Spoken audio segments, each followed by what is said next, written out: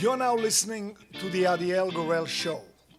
Each episode, I'll bring you the latest news from my discussions with top health and wellness experts so that you can bring yourself into better health.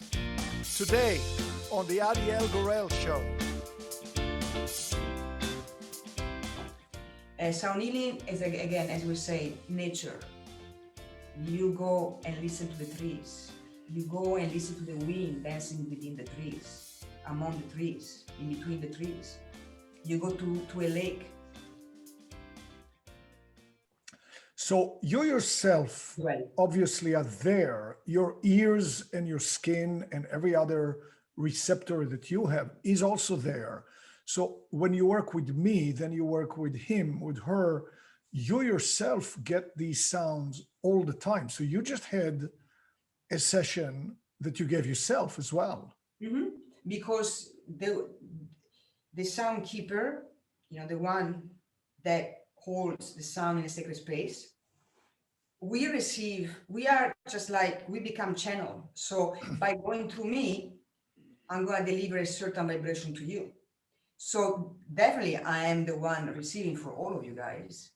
And then nowadays, with the technology, it's more difficult for people to feel sound healing, because when sound healing goes, when you do live streaming or recording and you go into the net, it's gonna get compressed. And Yes. the magic of sound healing is the space in between our overtones. So that part is the part that exactly is gonna get compressed. The more you compress it, the less effect you're gonna get it.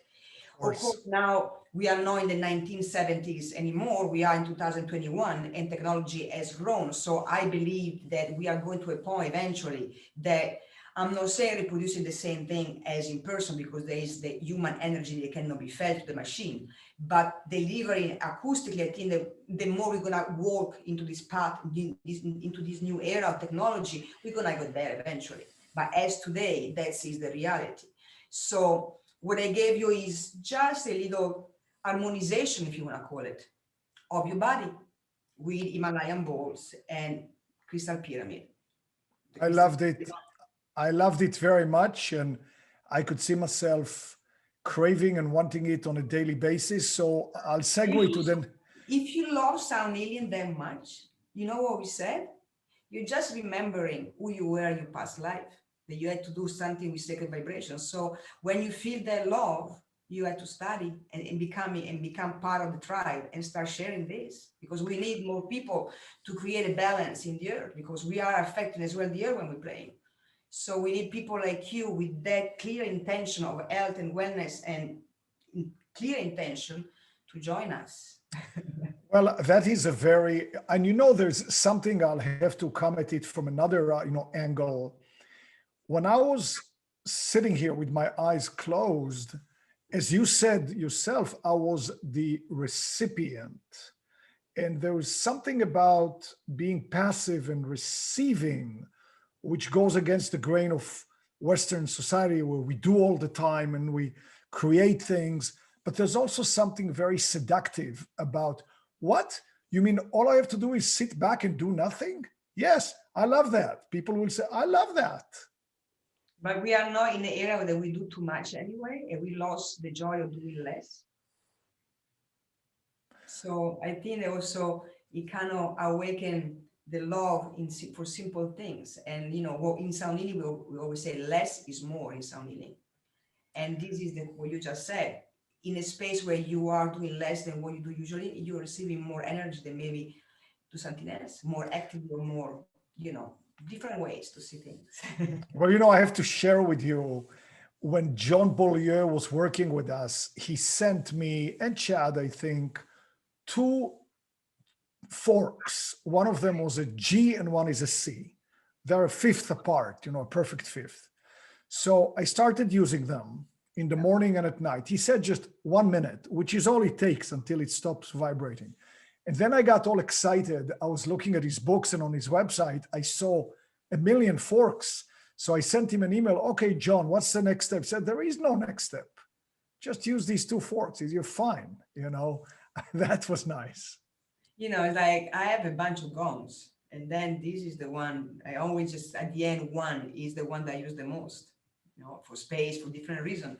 But yeah, sound healing, it really takes you back to that calm state of mind, to simplicity, to really that simple connection with yourself, reaching deep state of relaxation, then you can get clarity. And through clarity, you can achieve much better result in your life because you are clear. You don't have any urban trash covering the path that you really walk. So we have people who are viewing this interview. How can everyone that's viewing this, or everyone else too, benefit from sound healing in our daily lives at home? Well, as I said, we were saying before, of course, there are different ways to do sound healing. If you have access to study sound healing with instruments, of course, you can get one instrument, it's enough. As we say, you need to get the entire thing, just one instrument, and you can play for yourself in the moment that you feel the need to play it. In the moment that you feel anxious, in the moment that you feel maybe before going to bed, in the morning to wake up, to really harmonize yourself for the new day. As you can really create as well little circles for your family.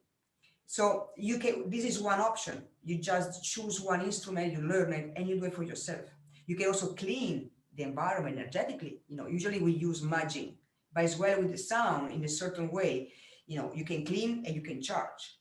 So you can go into the corner. There's different technique to clean the house energetically, but also you can do with the sound. Then, so what does it mean? If I cannot buy an instrument, I cannot do sound healing? No. Sound healing is, again, as we say, nature. You go and listen to the trees. You go and listen to the wind dancing within the trees, among the trees, in between the trees. You go to a lake. You go to a river. Or if you live in the city, go to a park. There's always, at least they left one tree. Find it and hug it. And that is your sound healing. And then the other thing that for me is same level for me, that nature is silence, or how we say the shunyata, the sacred silence, is the space that contains all the sound, is what we give at the end of each session. You have to give silence. It's the most important part of the entire session. If you're receiving, you get out of the way, take your phone and gone, you already killed half of those vibrations. But when we finish playing, when you feel receiving, that you can hear it, we give silence. And in that silence is where magic is going to happen, because you are realizing the moment that you are vibrating, because you are not hearing anything anymore, but you realize your vibration. And in the silence, you can start finding the magic within. Silence is, if you cannot access to anything, just zip it, sit it, and connect, and listen to the sound of your own breath. That is more magic than the breath. Is Mr. Magic Stick. What about without an instrument, humming, generating, our voice, humming, singing. The voice is like, the voice is one of the strongest instruments that we can have in sound healing, especially, if you're going to start tuning in certain frequency, if you're going to train with your voice, of course, but also think about, let's do it simple. Think about how happy you are when you sing in the shower. We're not talking about any solfeggio frequency, just singing into the shower. Yourself, they're going to start dancing as well. So, and plus the power of the voice. The power of the voice, think about the shamans, they heal with the voice as well. They release blockages in the body, energetic blockage into the body. Think about the Gregorian chants. Yeah. Think about Latin sound, because, the voice is important, because you can kill or you can elevate with your voice, saying the same thing. So what does make us understand this? That the wording, that's not what is important, because you can say, I love you into different way. One is nice and one is not nice. Oh, I love you. Oh, I love you. They're two different things. So what we understand here is that the voice is not only the wording. That is a different subject. There are some certain words they are higher, and certain words they are lower. Hope and trust, two different things. Trust is here, hope is right here. Hope, it might go wrong. Trust, there's no doubt, I'm gonna trust. But then the tone, the vibration that you put into the voice, because the universal intelligence doesn't understand English, French, Italian, Spanish. That's not the thing. Universal intelligence is pure vibration. So when you feel it, when we're gonna say go into intention, go into sankalpa, you know, oh, I want to be calm. I am calm. It's not that, because you can still be freaking out if you say I am calm. You have to feel that calmness. And when you say it as well with the voice, I am calm, or I am calm, you know, so it's really important to understand that everything that we use, it can be good or it can be bad.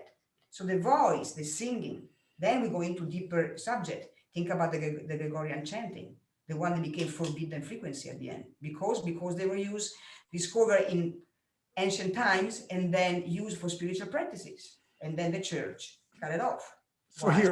So here we are speaking here, and as we speak, we generate two different frequencies. Well, that would be the case with any two people, but in our case also there is a male voice and a female voice, and those are, you know, a different. What's the effect on people, or what's the balance? Clearly, I can feel the yin and yang, obviously. But can you talk a little bit, you know, about that with the female voice and the male voice and how they Well, interplay? you know, I think that the voice as well carry the essence of who we are. And so, you know, the tones of a woman voice are not the same tones of a man voice. You know, there are different chords that we have. And that's, I think, I mean, I don't know anything too much about it, but I'm going by feeling. And I think there's really the essence, the energy that the woman is carrying is a different energy the man is carrying. I'm not saying which one is better or worse, but two different animals. And therefore, the voice as a tool to express your feeling, to express the energy, is going to come out with different tone. And so sometimes the voice of the woman is used to really heal, to hold, to caress. And sometimes the man's voice is used to action, to heal as well, but it's different. The tones, they embody to different essence. That's what is my take into your question about. And then, of course, you know, yin and yang, as you said, you know, the Shiva Shakti, and the two becoming one. So that is it's a different kind of harmonization that we are doing because we are embodying the two sides.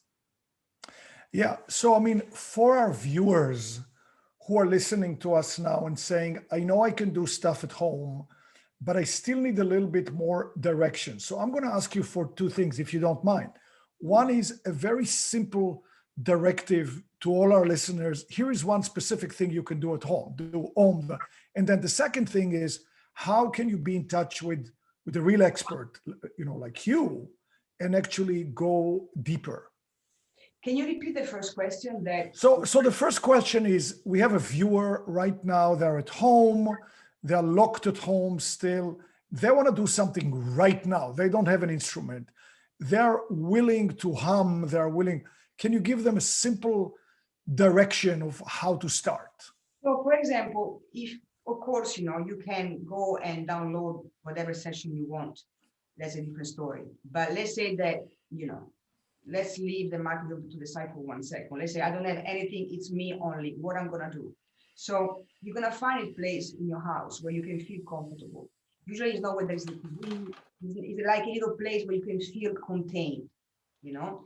And I would say always have a white candle that's gonna clean the space.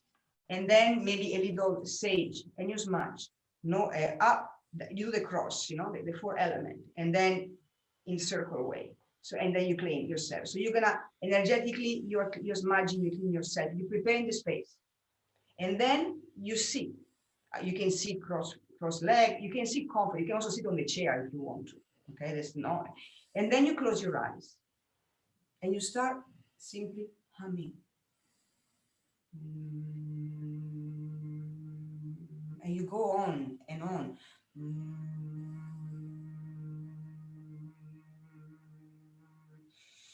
And is gonna say, what the heck are you doing? You go louder. So you're gonna interfere into the frequency. And you do it you can put a timer, for example, 5 minutes. Start with 5 minutes every day. And then you stop. And when you stop humming, that's the trick. You don't move. You sit there and you feel that vibration. So humming, everybody can do it. It's something, it's your voice. So that is something that you can really do at any time of the day, wherever you are. You can also be driving and you feel that anxiety is coming up. Or you can start breathing with Ujjayi breathing. I can share how to do it. You know, it's a basic breath for yoga practice, for the Hatha yoga practice. It's, is a hissing sound that comes from the contraction of the back of your throat. So you sit tall and straight, you put the chin gently tuck under. It doesn't mean this. It means just to feel a gentle stretch on your back. You maintain the neck long and straight. And you close your eyes and you open gently your mouth. Just open a tiny, tiny space. And you're gonna start inhaling and exhaling through the mouth, contracting the back of your throat so you can make a hissing sound like this.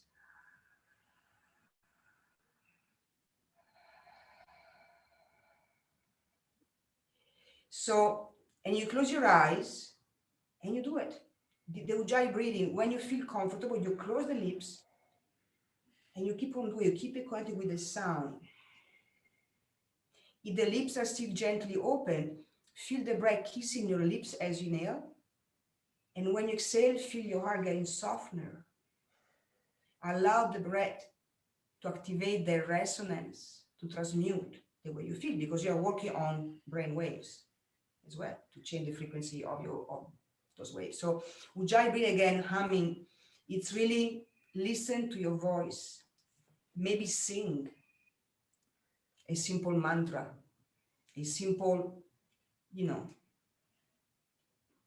a simple melody that makes you feel vibrating higher. It can be anything.